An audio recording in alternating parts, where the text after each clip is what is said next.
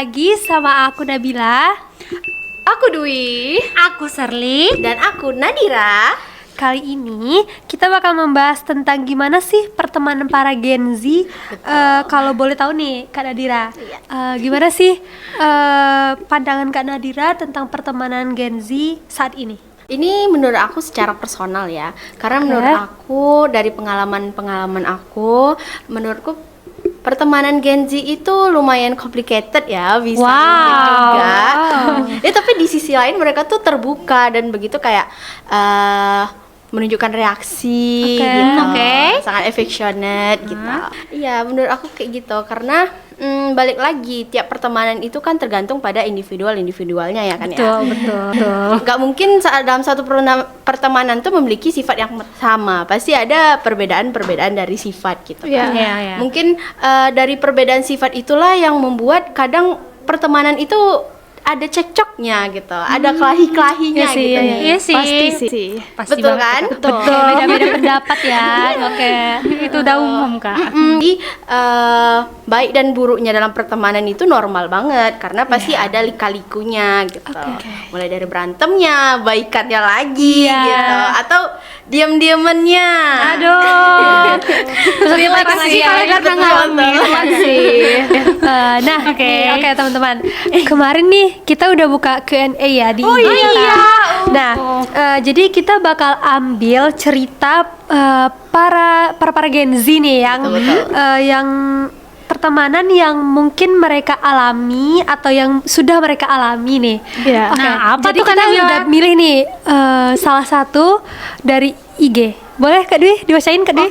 Ini dari QA namanya Muji_BS. Dia bilang, dulu aku pernah musuhan sama teman kelasku di sekolah dan sekarang kami jadi sahabatan malah. Wow, pertanyaan ya. Pernah dengar nggak sih orang bilang kayak kalau kita benci sama orang nggak boleh benci banget, kalau kita sayang sama orang nggak boleh sayang banget. Iya betul banget, karena justru magnet itu menarik sesuatu yang berlawanan. Cinta dan benci itu kan beda tipis doang ya. Betul. Jadi gimana nih Kak? Apanya pembahasannya? Ada nggak yang mau ininya? Iya, menurut aku tuh kayak wajar banget gak sih kayak gitu. Karena kan kita juga awalnya tuh mungkin ada juga tuh nggak suka-suka. Ini justru jadi deket ya.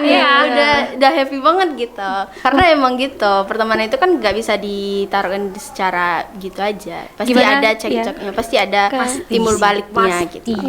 Oke, Next question. Ini yang kedua namanya Aji. Dia bilang, beda kesibukan hingga merasa berubah sikap satu dengan yang lain. Ya, kadang nih kita ngerasa kalau misalnya waktu kita udah habis nih di sini. Jadi kita bukan kita berubah atau gimana, cuman emang waktunya aja bukan di sana lagi. Betul. Yang intinya itu komunikasi ya guys. Itu yang paling penting. Kunci dari pertemanan lama itu komunikasinya. Ya benar. Oke guys, ingat kunci pertemanan itu satu, yaitu komunikasi. Oke. Ini yang terakhir. Oke Kak. Ini dari Miftah, dia bilang nggak selalu mulus tapi selalu sama-sama ngertiin. Deep banget ya. Deep ya. Itu sini ya. Semakin kita dewasa nih guys, semakin kita dewasa, emang nggak semuanya mulus, tapi justru itu sih kerennya gitu. Kita nggak perlu jadi sempurna buat tetap jalan bareng. Selama kita masih sama-sama mau dengerin, saling nahan ego dan ngertiin satu sama lain, pertemanan itu bakal tetap hidup. Kadang kita capek, kadang kita salah paham, tapi yang penting kita nggak kabur. Kita tetap duduk bareng, ngomongin, terus beresin semuanya masalahnya. Karena pertemanan itu pasti nggak mungkin di atas doang, pasti ada soalnya teman itu bukan yang selalu hadir di momen gampang, tapi yang tetap ada walau lagi sama-sama belajar jadi manusia.